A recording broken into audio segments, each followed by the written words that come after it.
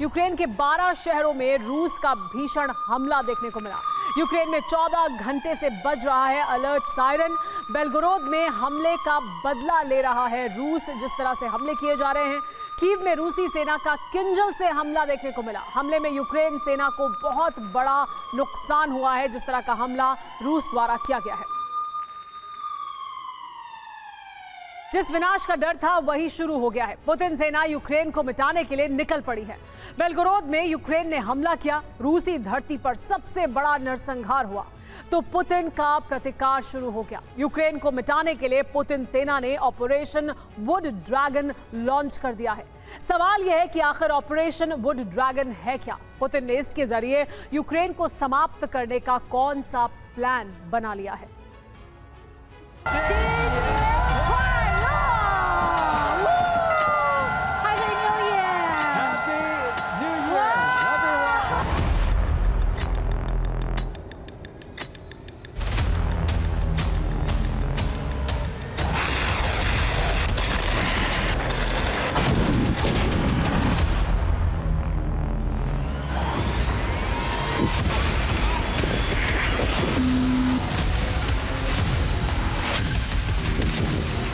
विनाश की ये वो आग है जो रूसी धरती पर हमले के बाद लगी है।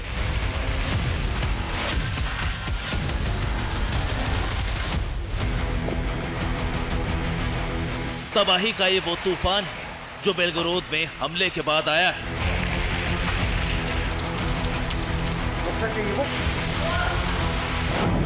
जिस बात का डर था वही हो गया है।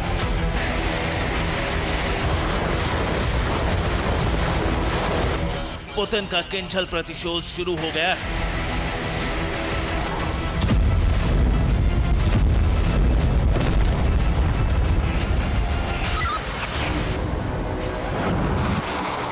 ये रूस का अब तक का सबसे बड़ा और विध्वंसक बदला है।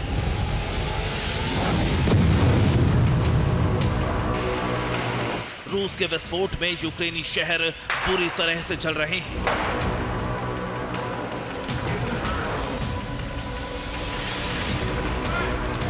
यूक्रेन ने बेलगोरोद, मॉस्को, ब्रियांस्क, बर्दियांस्क, ओरियोल और कुर्स्क में हमला किया। मॉस्को, ब्रियांस्क, बर्दियांस्क, ओरियोल और कुर्स्क में यूक्रेन का हमला नाकाम हो गया, लेकिन बेलगोरोद में यूक्रेन का अटैक कामयाब रहा।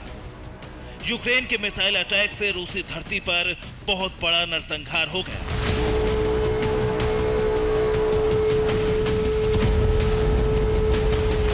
इस बात से भड़के पुतिन ने नए साल में यूक्रेन को मिटाने का प्रण ले लिया है।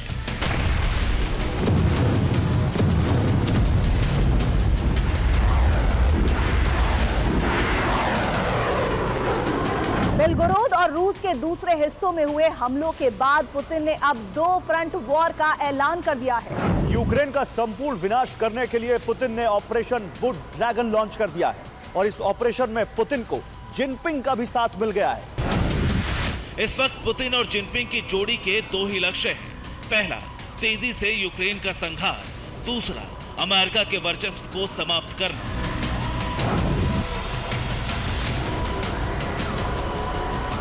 इन दोनों लक्ष्यों को हासिल करने के लिए क्रेमलिन ने जो ऑपरेशन लॉन्च किया है उसका नाम है ऑपरेशन वुड ड्रैगन।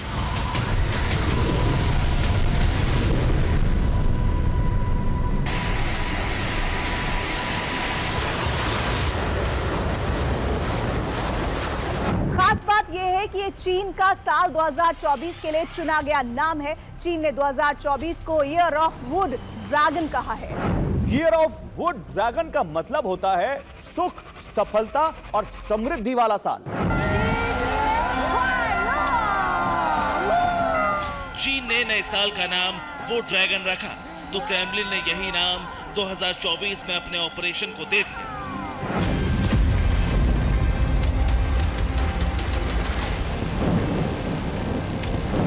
और इसी के साथ विनाश का वो तूफान आ गया जिसमें यूक्रेन का कोना कोना चल रहा है।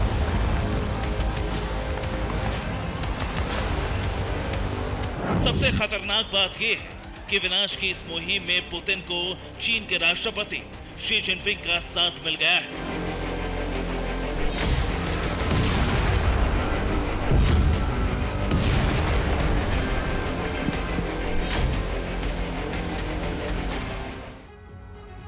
जिनपिंग के साथ मिलकर पुतिन ने जो ऑपरेशन वुड ड्रैगन बनाया है, उसका मकसद क्या है, अब ये भी जान लीजिए। अमेरिका दुनिया के जितने फ्रंट पर सैन्य तरीके से उलझा है, वहां रूस और चीन अमेरिका विरोधी गुट बनाकर अमेरिका के खिलाफ लामबंदी करेंगे। इसके जरिए अमेरिका में सिविल वॉर करवाने का प्लान है, ताकि सुपर पावर अपने ही घर की कलह से कमजोर हो जाए। ताइवान और दक्षिण चीन सागर में चीन प्रभुत्व स्थापित करने की कोशिश होगी। यूक्रेन के एक बड़े भूभाग पर रूसी सेना कब्जा करेगी। बचे हुए यूक्रेन में पुतिन समर्थित शख्स को कमान सौंपी जाएगी। यूक्रेन के रक्षा मामलों पर रूस का ही अधिकार होगा, यानी यूक्रेन असली वजूद मिटाने का खतरनाक प्लान तैयार हो चुका है।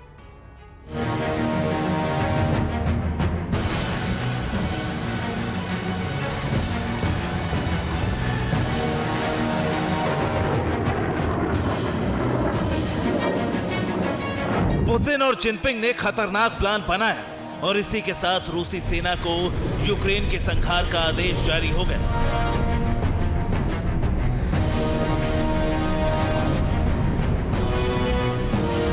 ऑपरेशन वुड ड्रैगन के तहत रूसी सेना यूक्रेन को पूरी तरह से समाप्त कर देने वाला हमला कर रही है।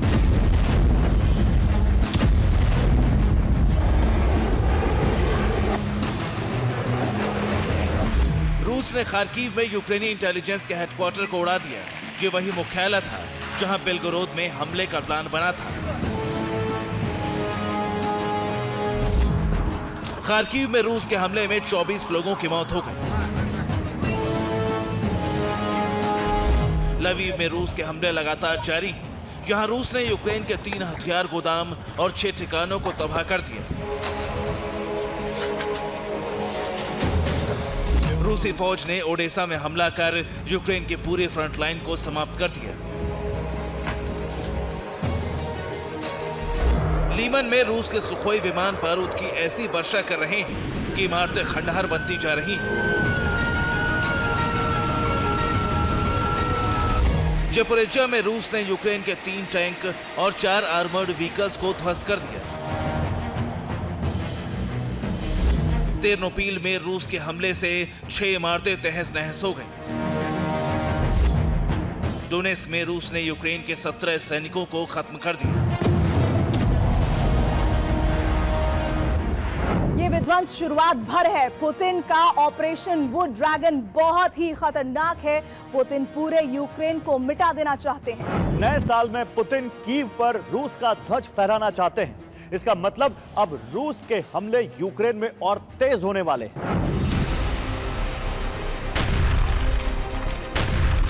नए साल में यूक्रेन का संघार शुरू हो चुका है, लेकिन जेलेंस्की सरेंडर करने के मूड में नहीं है।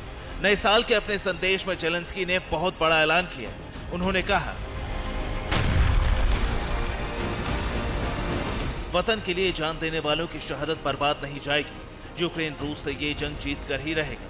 रूसी सेना को यूक्रेनी धरती खाली करना होगा। जेलेंस्की की कोशिश है कि फ्रंटलाइन पर जंग लड़ रहे यूक्रेनी जवानों का जोश कम ना हो। यही वजह है कि वो लगातार जंग जीतने की हुंकार भर रहे हैं। लेकिन सच ये है कि यूक्रेन हार के कगार पर पहुंच गया है। यूक्रेन के पास सैनिक और हथियार दोनों खत्म हो चुके हैं। ऊपर से बेलगोरोद में हमले के बाद रूस का आक्रमण बहुत तेज हो गया है। आने वाले कुछ दिनों में अगर यूक्रेन सरेंडर करते, अगर यूक्रेनी सेना की हार हो जाए, तो इसमें किसी को हैरानी नहीं होनी चाहिए। Bureau report, TVN Bharatvarsh.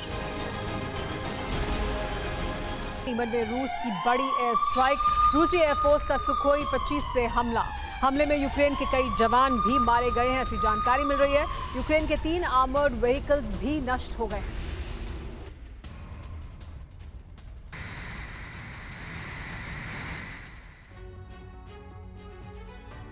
Belgorod के बाद जेलेंस्की की सेना ने डोनेट्स्क में जबरदस्त प्रहार किया। यूक्रेन की सेना के टारगेट पर रिहायशी और पॉश इलाके थे।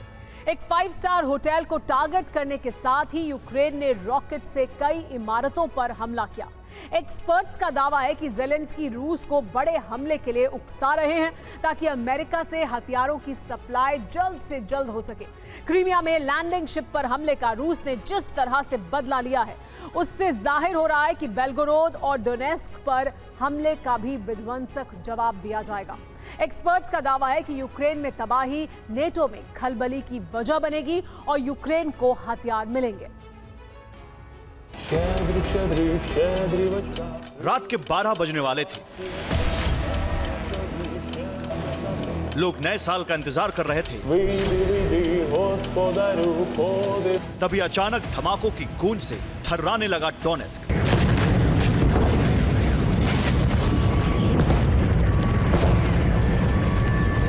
डोनेस्क के लोगों को लगा कि आवाज आतिशबाजी की है, लेकिन कुछ देर बाद आसमान में चमक रहे कई रॉकेट को देखकर दहशत फैल गई।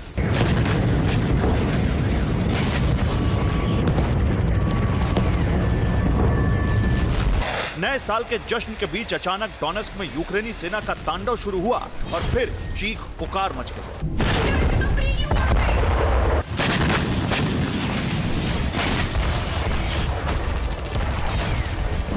यूक्रेन से ताबड़तोड़ हाइमार्स का प्रहार हुआ।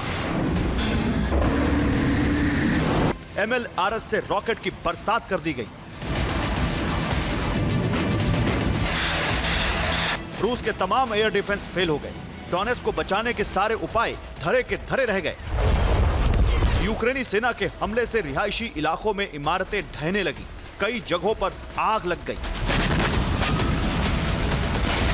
यूक्रेन के हमले में डोनेस्क की सबसे खूबसूरत इमारत को भी नुकसान पहुंचा है। यह डोनेस्क का 5 स्टार होटल डोनबास पैलेस है। डोनबास पैलेस पर कई रॉकेट गिरे। होटल के बड़े हिस्से को नुकसान पहुंचा। डोनेस्क में एक स्कूल भी तबाह हो गया। एक कमर्शियल बिल्डिंग और कई रिहायशी इमारतें हमले का शिकार बनी।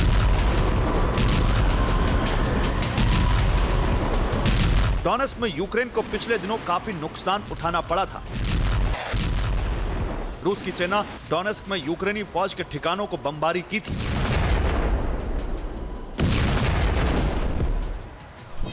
जिसमें यूक्रेन के 350 सैनिकों की मौत हो गई थी। अमेरिकन पैलाडिन आर्टिलरी सिस्टम नष्ट हो गया था। M777 आर्टिलरी और कई वाहन नष्ट हो गए थे।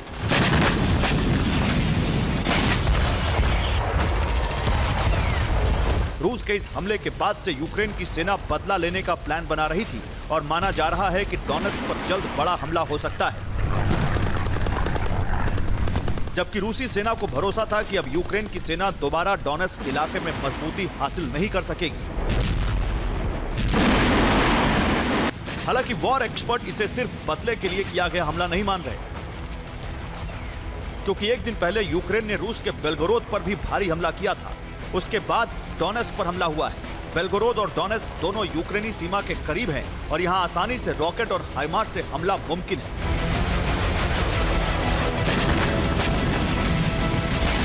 वॉर एक्सपर्ट के मुताबिक यूक्रेन एक रणनीति के तहत रूस के रिहायशी इलाकों पर हमला कर रहा है। डोनेस्क और बेलगोरोद के बाद यूक्रेन कई इलाकों में ऐसे हमले कर सकता है।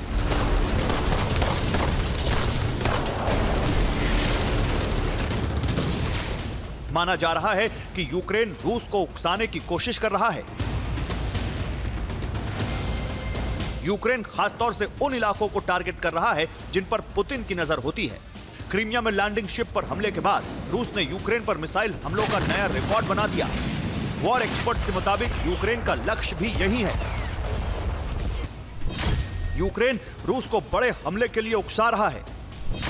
ज़ेलेंस्की को लगता है कि रूस के बड़े हमले से नेटो में खलबली मच सकती है। यूक्रेन में ज्यादा तबाही देखकर नेटो यूक्रेन को जल्द से जल्द हथियारों की सप्लाई कर सकता है। मॉस्को में 2 जगहों पर रहस्यमय तरीके से आग लगने की भी खबर है। रविवार की रात मॉस्को में करीब 1000 वर्ग मीटर के इलाके में डीजल के एक हैंगर में आग लग गई। मॉस्को में एक स्की कॉम्प्लेक्स की इमारत में भी रात के करीब 2 बजे रहस्यमय तरीके से आग लग गई। स्थानीय लोगों ने यहां धमाके की आवाज भी सुनी थी, लेकिन यह साफ नहीं है कि यह यूक्रेन का ड्रोन हमला था या सिर्फ हादसा।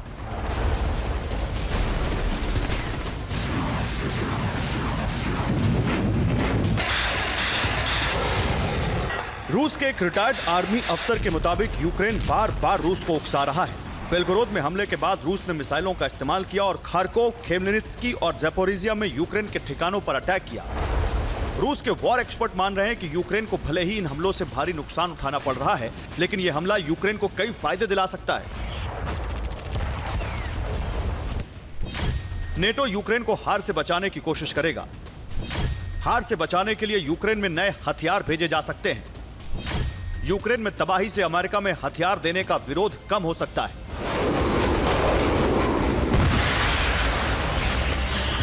माना जा रहा है कि यूक्रेन अपने पक्ष में माहौल बनाने के लिए ही बड़े हमले कर रहा है।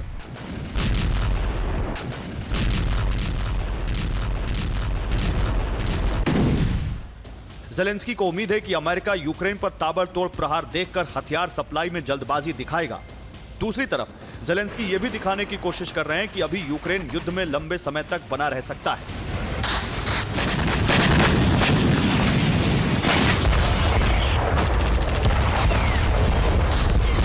यूक्रेन ने दावा किया है कि सिर्फ दिसंबर में रूस के 30,000 सैनिकों की मौत हुई है। दिसंबर में ही रूस को 400 टैंक गंवाने पड़े हैं। रूस की 533 आर्टिलरी सिस्टम को भी नष्ट किया गया है।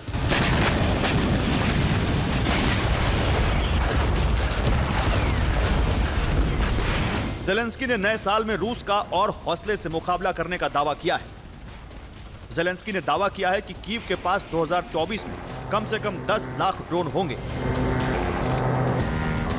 साथ ही F-16 भी यूक्रेन की नई ताकत बनने वाला है। ज़ेलेंस्की ने दावा किया है कि नए साल में रूस पर हवाई हमले में नई रफ्तार आएगी और यूक्रेन रूस को बहुत बड़ा नुकसान देने के लिए कमर कस चुका है। यूक्रेन ने कई नए हथियारों का इस्तेमाल भी शुरू कर दिया है। यूक्रेन ने एंटी टैंक गाइडेड मिसाइलों का इस्तेमाल शुरू किया है, जिससे रूस को बहुत बड़ा नुकसान उठाना पड़ा है। अब यूक्रेन को फिलहाल F-16 और अमेरिका से आ रहे एयर डिफेंस मिसाइलों का इंतजार है, ताकि एक तरफ हवाई हमलों से बचाव हो सके और यूक्रेन की हवाई ताकत बढ़ सके। Bureau report, TV9 Bharatvarsh. Donetsk में रूसी फौज की भीषण बमबारी। इस वक्त की बड़ी खबर, हमले में यूक्रेन के 4 लोगों की मौत। रूस के हमले से बहुत बड़ी तबाही हुई है। बेलगोरोद हमले के बाद रूस ने बदला लिया है।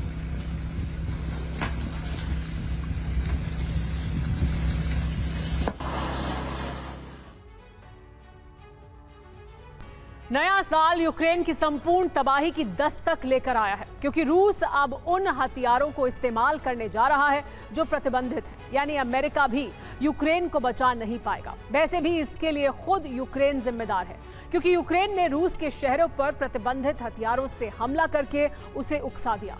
और ये तमाम देश जानते हैं कि जब कोई पुतिन को चैलेंज करता है तो वो अपनी बर्बादी का दावत खुद ही देता है। अब यूक्रेन का अंजाम भी यही होने जा रहा है। अगर ज़ेलेंस्की ने सरेंडर कर दिया तो ठीक, नहीं तो यूक्रेन को कब्रिस्तान बनाने से कोई नहीं रोक सकता।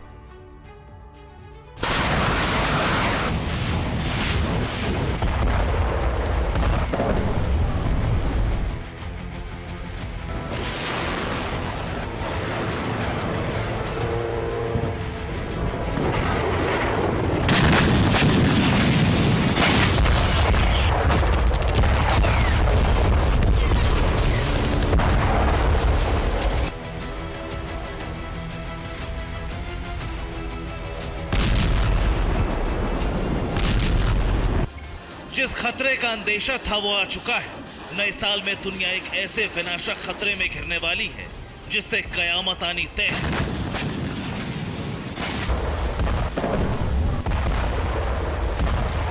और इस कयामत की शुरुआत यूरोप से होगी, जिसमें सबसे पहले यूक्रेन का खात्मा हो सकता है।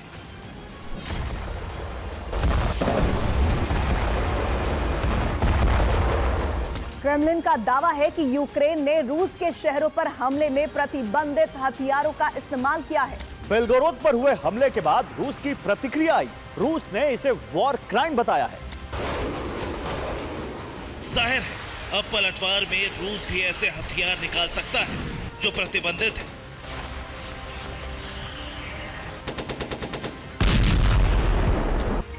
रूसी रक्षा मंत्रालय के मुताबिक यूक्रेन ने बेलगोरोद पर क्लस्टर बम से लैस रॉकेट दागे, जिससे बेलगोरोद में भारी नुकसान हुआ। जवाब में रूस ऐसे हथियारों से यूक्रेन को दहलाने की तैयारी में है जिनका इस्तेमाल अभी तक नहीं हुआ है। सोचिए वो हथियार कितने घातक होंगे जिन्हें 110 देशों ने बैन किया हुआ है, जबकि रूस अब उन्हीं हथियारों को निकालेगा। इसका इशारा उसने दे दिया है। रूसी रक्षा मंत्रालय की तरफ से कहा गया है कीव ने प्रतिबंधित हथियार इस्तेमाल करके संयुक्त राष्ट्र संधि को तोड़ दिया है। अब रूस इन हथियारों का इस्तेमाल करने के लिए स्वतंत्र है।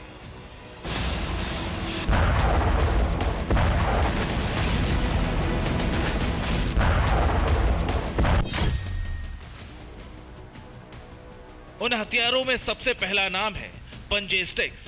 इस हथियार का इस्तेमाल वियतनाम ने अमेरिका के खिलाफ किया था, जिसमें बांस और दूसरी लकड़ी की नुकीली स्टिक्स को दुश्मन के ट्रूप के रास्ते में लगा दिया जाता है। स्टिक्स जहर या बैक्टीरिया वायरस से इन्फेक्टेड होती है। जंगल में घास या फिर छोटे पौधों के बीच में इन्हें लगाया जाता है। एक बार कोई सैनिक अगर घायल हो गया तो वो खुद भी मरेगा और जहां जहां जाएगा वहां इन्फेक्शन फैलाएगा, यानी एक पूरा इलाका पंजे स्टिक से तबाह हो सकता है। इसी तरह का काम मस्टर्ड गैस भी करती है।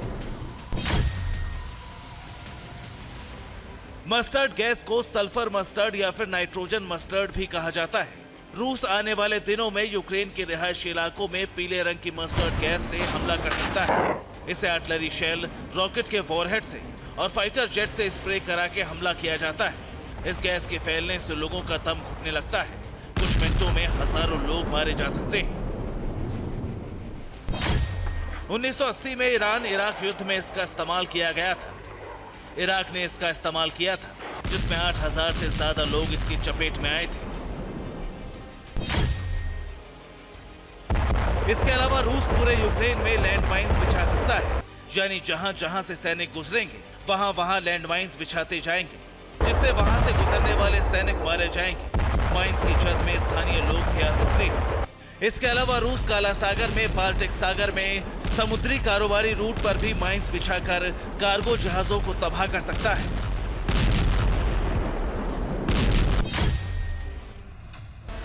इतना ही नहीं, रूस लगातार ड्रोन की खेप तैयार कर रहा है, खासतौर से स्वार्म ड्रोन तकनीक का इस्तेमाल करके एक साथ यूक्रेन के कई शहरों को खंडहर में तब्दील कर सकता है। इसके लिए स्वार्म ड्रोन को एक बड़े ड्रोन से कई इलाकों में भेजा जाएगा, जो एक साथ कई टारगेट पर जाके फटेंगे। खास बात ये कि झुंड में स्वार्म ड्रोन को रडार भी नहीं ट्रेस कर सकता है और डिफेंस सिस्टम इनके आगे बेकार हो जाएगा।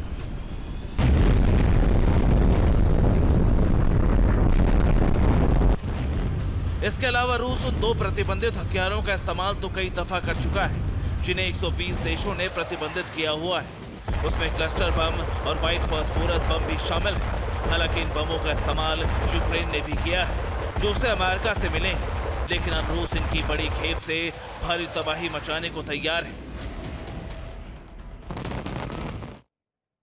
और उस खेप में जो सबसे विध्वंसकारी हथियार है उसका नाम क्लस्टर बॉम्ब है। एक क्लस्टर बॉम्ब से एक साथ कई धमाके होते हैं, जो एक बड़े इलाके में एक ही समय में भारी तबाही मचा सकता है।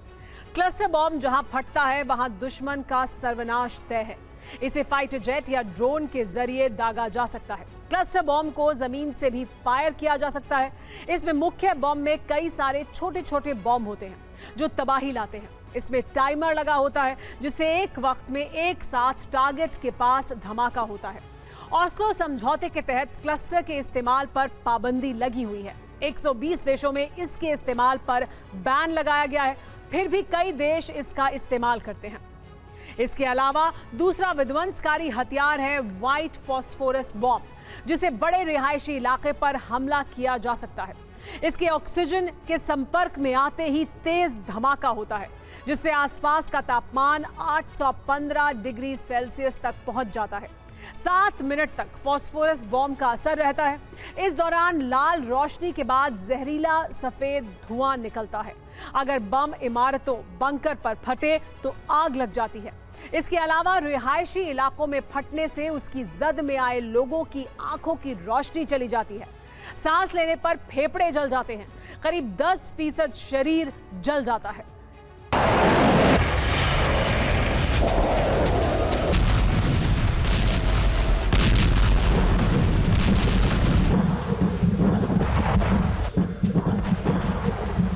थर्माइट फास्फोरस बम इतना खतरनाक होता है कि 2008 में यूएन ने इसे पूरी तरह से प्रतिबंधित कर दिया था।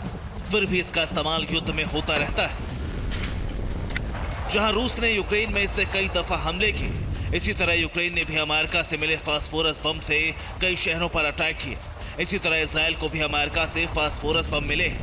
लेबनान की तरफ से कहा गया है कि इजराइल इसका इस्तेमाल हिजबुल्लाह के ठिकानों पर हमले के लिए कर रहा है।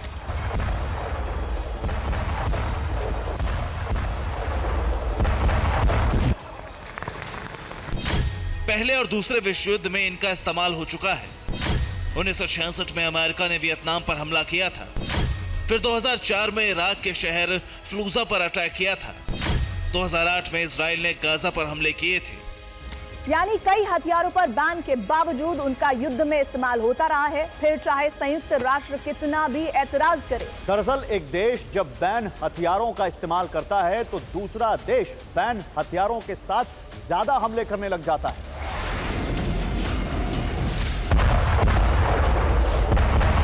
फास्फोरस बम, क्लस्टर बम के अलावा थर्मोबैरिक बम भी प्रतिबंधित हथियारों की लिस्ट में आता है।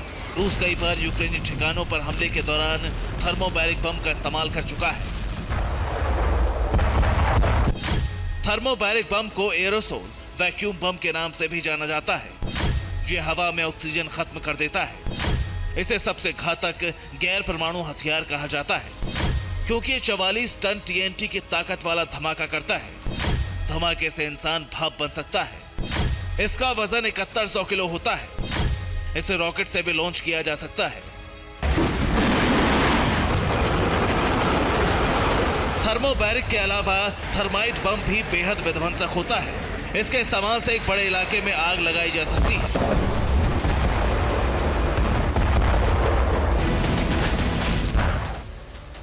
इसके अलावा रूस बायो और केमिकल हथियारों का भी इस्तेमाल कर सकता है। साथ ही वो एटम बम से हमले की धमकी लगातार देता रहा है।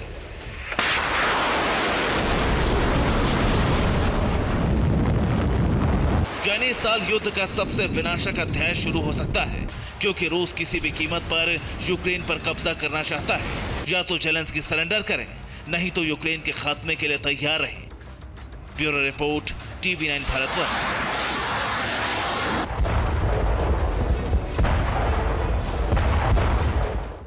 खेरसॉन में रूस का बहुत बड़ा हमला। रूसी हमले में यूक्रेन के 25 सैनिक खत्म हो गए हैं। यूक्रेन के 12 शहरों में भीषण हमला हुआ है।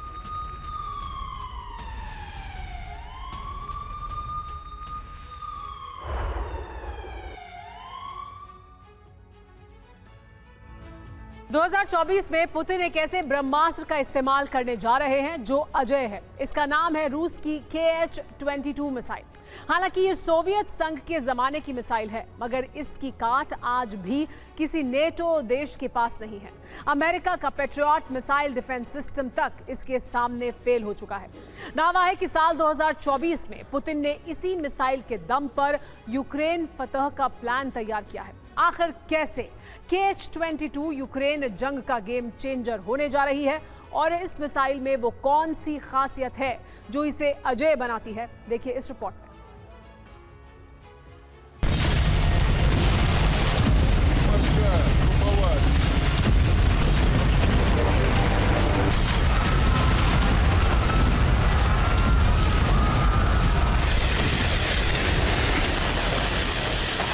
29 दिसंबर की रात रूस ने यूक्रेन पर अब तक का सबसे बड़ा मिसाइल अटैक किया था। रूस की 122 मिसाइलें दंदनाती हुई जमीन को छूकर शोलों में तब्दील हो रही थी।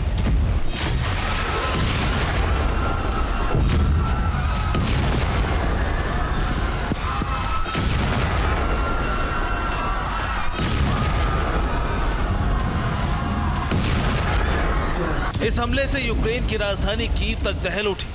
कीव के अस्पतालों, रिहायशी इमारतों पर बारूदी मिसाइलें बरस रही थी।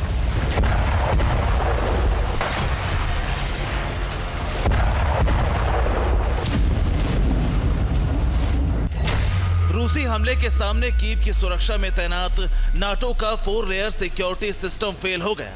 वो रूसी सेना की मिसाइलों को इंटरसेप्ट नहीं कर पाए। हैरानी की बात यह थी कि हमलों के दौरान सुरक्षा में अमेरिका का सबसे भरोसेमंद पैट्रियट एयर डिफेंस सिस्टम भी मौजूद था, जो पूरी तरह से कोलैप्स कर गया।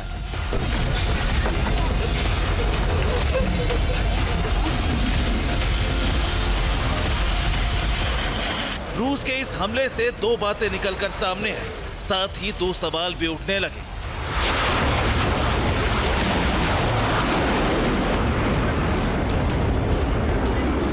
पहला, यूक्रेन में भीषण तबाही मच गई। दूसरा, रूस के सामने यूक्रेन में तबाही मचाने के लिए 2024 का रोड मैप साफ हो गया। तीसरा, अमेरिका के पैट्रियट मिसाइल डिफेंस सिस्टम पर सवाल उठने लगे। और चौथा, क्या KS-22 मिसाइल को रोकना संभव है?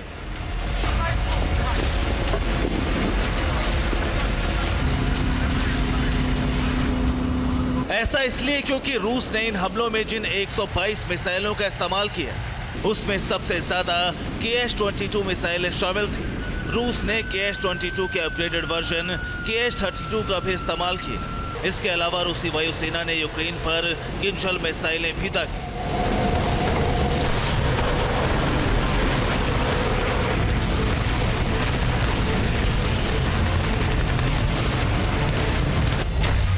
मगर हैरानी की बात यह है कि अमेरिका का पैट्रियट किंजल मिसाइलों को मारने में कामयाब रहा, जबकि रूस किंजल को अजेय बताता है। वहीं KS-22 के सामने अमेरिका का पैट्रियट पूरी तरह से नाकाम हो गया। यूक्रेन का दावा है कि उसने रूस की 15 किंजल मिसाइलों को मार गिराया, मगर KS-22 को छू तक नहीं सका। ऐसे में सवाल है कि क्या KS-22 को रोकना नामुमकिन है? क्या ये मिसाइल अजेय है?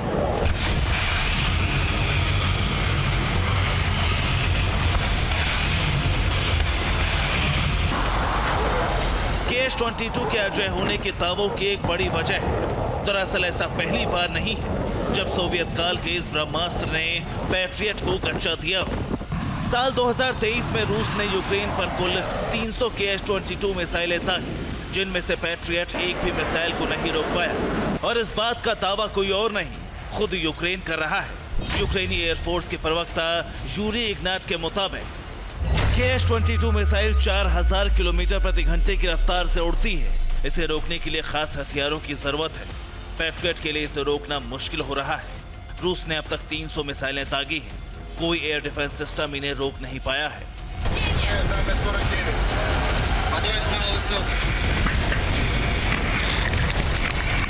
सवाल है कि 63 साल पुरानी इस मिसाइल में ऐसा क्या खास है जो इसके सामने सभी सुरक्षा कवच फेल हो रहे हैं। सोवियत काल में बनी KS-22 मिसाइल नाटो के एडवांस्ड और हाईटेक अमेरिका की सबसे लेटेस्ट एयर डिफेंस सिस्टम तक को फिसड्डी साबित कर रही है।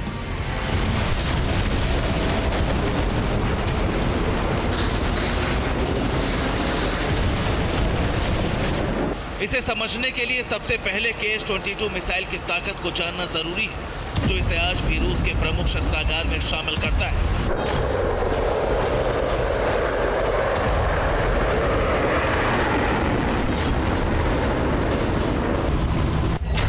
KS-22 missile anti ship cruise missile है। इसको स्टॉर्म भी कहा जाता है। इस मिसाइल का वजन 950 किलोग्राम है। ये 1 टन का वॉरहेड ले जा सकती है। 4000 से 5400 किलोमीटर प्रति घंटे की रफ्तार से उड़ान भरती है। 600 किलोमीटर तक टारगेट पर सटीक वार कर सकती है। साल 1965 में इस मिसाइल को air to surface launch platform के लिए तैयार किया गया था। इसका मकसद था समुद्री जंग में वॉरशिप को तबाह करना। बाद में रूस ने इसे अपग्रेड किया और KS-22 मिसाइल का इस्तेमाल जमीन पर मौजूद हथियार डिपो और कमांड सेंटर्स को उड़ाने के लिए किया जाने लगा।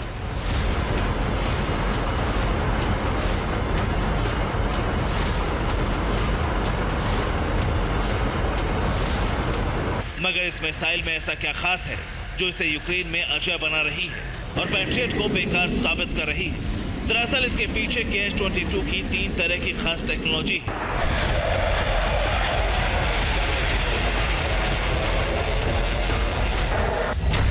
नंबर 1, KS-22 टारगेट तक पहुंचने के लिए इंटरनल GPS सिस्टम का इस्तेमाल करती है। इस बीच दुश्मन के रडार ट्रैकिंग सिस्टम को चकमा देती है, जिससे वो मिसाइल को जाम नहीं कर पाते। Number 2, KS-22 missile air defence system की रेंज से काफी ऊपर उड़ान भरती है। ये टारगेट के करीब आकर अपनी ऊंचाई कम करती है। 5400 किलोमीटर प्रति घंटे की रफ्तार होने की वजह से एयर डिफेंस सिस्टम को मिसाइल रोकने के लिए बेहद कम वक्त मिल पाता है। नंबर 3, KS-22 मिसाइल 20 mm की मोटरार कैनन। और एयर टू एयर मिसाइल का सामना कर सकती है।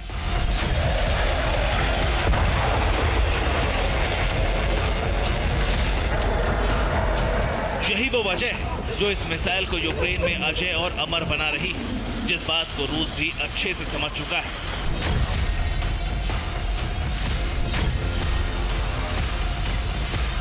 KH-22 के लिए नई फैक्ट्री लगाई गई है। रूस ने KH-22 मिसाइल का प्रोडक्शन 10 गुना बढ़ा दिया है, जो इस बात का संकेत है कि 2024 में यूक्रेन की धरती पर कयामत लाने में ये रूसी ब्रह्मास्त्र बहुत बड़ा रोल प्ले करने वाला है। Bureau report, TVN Bharatvarsh.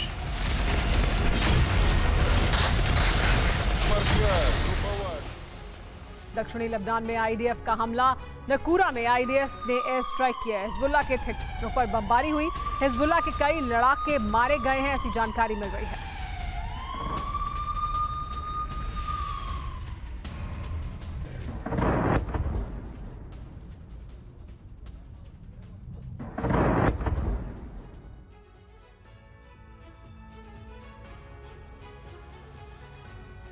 पिछले 2 महीने से लाल सागर में उठ रहा बारूदी बवंडर अब युद्ध की सुनामी में बदल सकता है, क्योंकि हूती ने पश्चिमी देशों से सीधी जंग का ऐलान कर दिया है।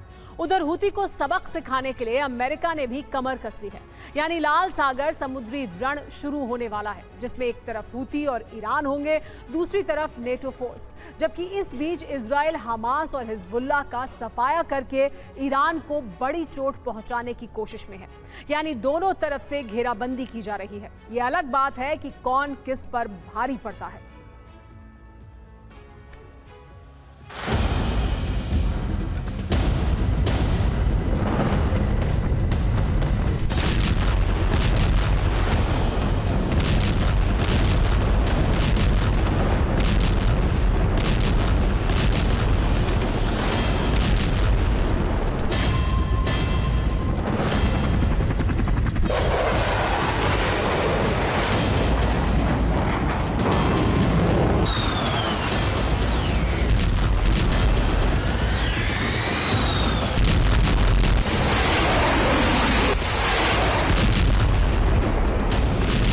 कहीं ऐसा ना हो लाल सागर पर हूती के कब्जे की जिद पूरे अरब को सुलगाने का कारण बन जाए।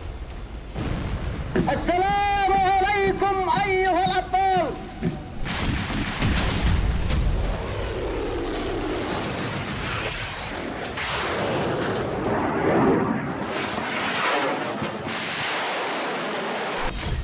आसार तो ऐसे ही दिख रहे हैं। अभी तक अमेरिका सिर्फ डिफेंस मोड में था, लेकिन अब अमेरिका ने फ्रंट फुट पर आकर हूती के खिलाफ हुंकार भर ली।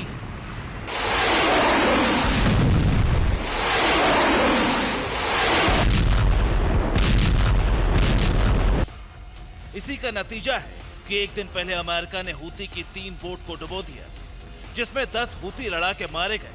अमेरिका के मिलिट्री हेलीकॉप्टर ने हमला किया था ठीक उस वक्त जब हूती लड़ाके एक कार्गो शिप पर रॉकेट दागने वाले थे। अमेरिका के अलावा ब्रिटेन ने भी हूती के खिलाफ सैन्य अभियान शुरू करने का ऐलान कर दिया है।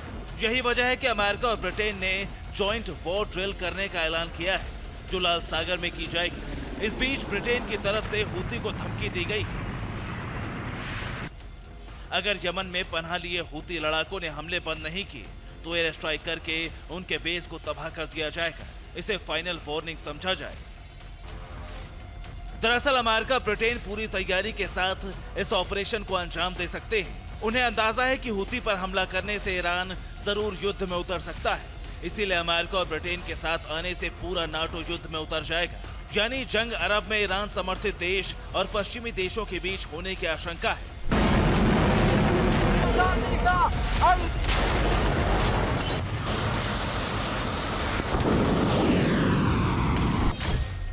हालांकि अभी अमेरिका सिर्फ हूती के हमलों का जवाब दे रहा है। हूती की बोट पर हमला भी तब किया गया जब हूती ने 2 कार्गो शिप को निशाना बनाया था, जिसमें एक स्वीडन और दूसरा सिंगापुर का जहाज था।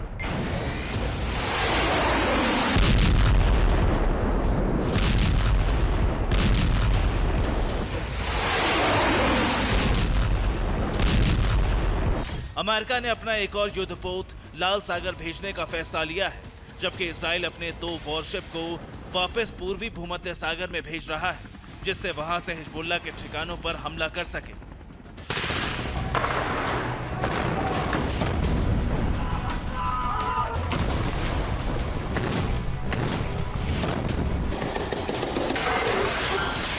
हालांकि इसके पीछे एक रणनीति भी है। दरअसल इजराइल हमास और हिजबुल्लाह फ्रंट पर पूरी ताकत से हमला कर पाए, इसीलिए लाल सागर में कमान अमेरिका ने संभाल ली है। अब इजराइल का पूरा फोकस हिजबुल्लाह और हमास पर रहेगा।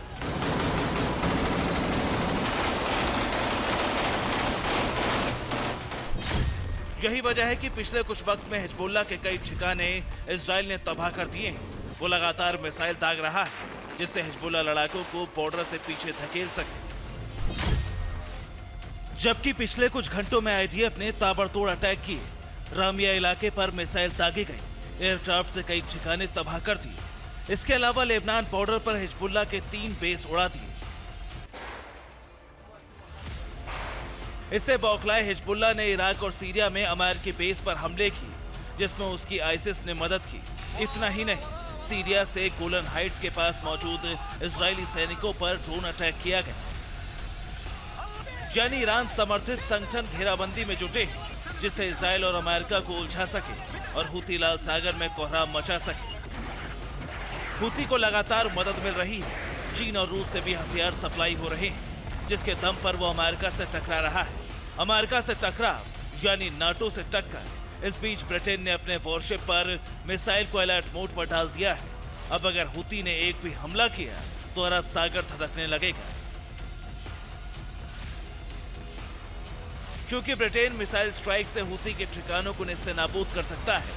वैसे भी हुती वेस्ट कंट्रोल के खिलाफ वॉर का ऐलान कर चुका है, जो अब लाल सागर में मौजूद टास्क फोर्स पर अटैक कर सकता है। ऐसा हुआ तो मिडिल ईस्ट में तबाही का जलजला आने से कोई नहीं रोक पाएगा। Bureau report, TVN Bharatvarsh. Gaza के ज्यादातर इलाकों में इजरायली सेना पहुंच चुकी है, लेकिन इसके बावजूद इजराइल की राजधानी में लोग नए साल के स्वागत का जश्न नहीं मना सके। हमास ने तेल अवीव को टारगेट करके रॉकेट हमला किया। तेल अवीव में पूरी रात दहशत का माहौल रहा। कई जगहों पर धमाके हुए। इजराइल के वित्त मंत्री और प्रधानमंत्री ने एक बार फिर गाजा और वेस्ट बैंक पर पूरी तरह से कब्जे का संकेत दिया।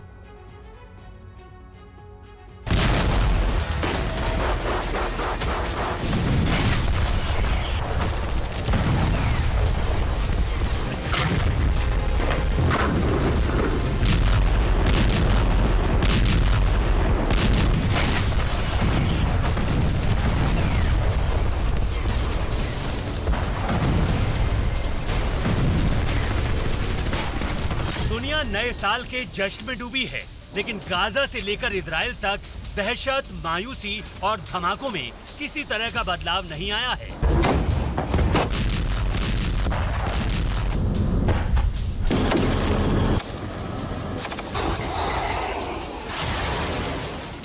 गाजा में ग्राउंड ऑपरेशन जारी है।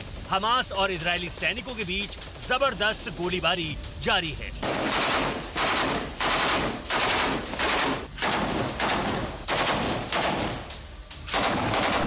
बीती रात हमास ने नए साल का स्वागत कुछ इस तरह से किया।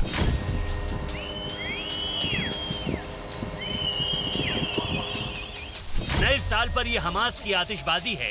इजराइल में नए साल के जश्न को फीका करने के लिए हमास ने राजधानी तेल अवीव को टारगेट करके कई रॉकेट दागे।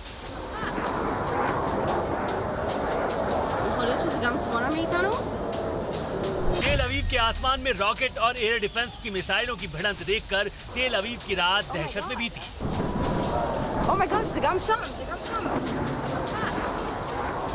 दूसरी तरफ गाजा में धमाकों का दौर चलता रहा। इजराइल के सैनिक अब दक्षिणी गाजा में भी दाखिल हो गए हैं।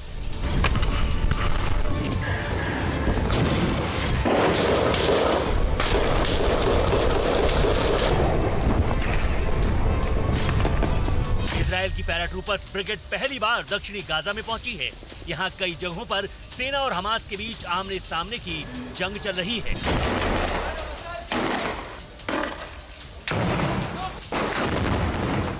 पैराट्रूपर्स ब्रिगेड ने दक्षिणी गाजा में दाखिल होते ही हमास के ठिकानों पर हमला शुरू कर दिया है।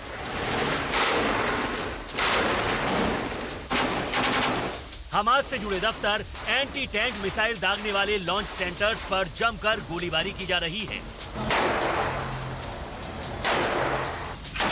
इस इलाके में हमास के कई लड़ाकों को मारने का दावा किया गया है।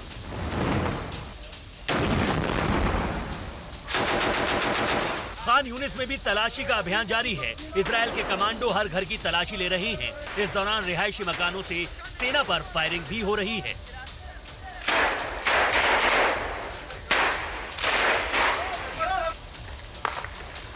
सेना को यहां शैक्षणिक संस्थानों से भी हथियार मिले हैं। कई घरों में भी हथियार छिपाकर रखे गए थे।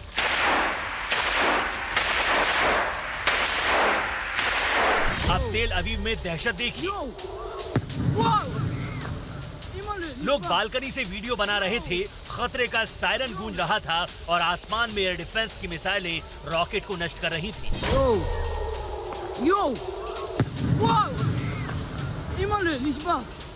हमास ने गाजा से एक साथ कई रॉकेट दागे। कोशिश थी कि आयरन डोम की क्षमता से ज्यादा तेजी से प्रहार किया जाए। कुछ ही देर में तेल अवीव के आसमान में कई रॉकेट और एयर डिफेंस की मिसाइलें नजर आ रही थी। हमास का हमला कई जगहों पर कामयाब रहा है। रॉकेट के धमाकों के बाद आग लग गई। गाजा को लेकर इजरायल का मकसद क्या है, इसका संकेत एक बार फिर मिला है। इजरायल के वित्त मंत्री ने कहा है, फिलिस्तीनियों को किसी और देश में रहना चाहिए। सुरक्षा के लिए फिलिस्तीनियों का कहीं और बसना जरूरी है। इजरायल की सुरक्षा के लिए गाजा की आबादी कम होना जरूरी है। माना जा रहा है कि इजरायल के पीएम नेतन्याहू का लक्ष्य गाजा मिस्र सीमा इलाके पर पूरी तरह काबू करना है। यही वजह है कि गाजा में किसी भी इलाके को बख्शा नहीं गया है।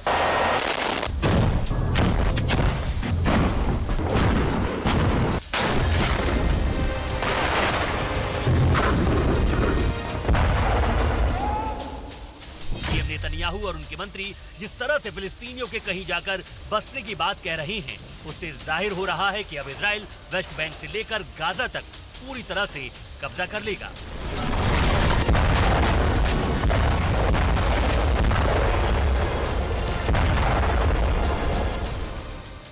Bureau report, TV9 Bharatvarsh.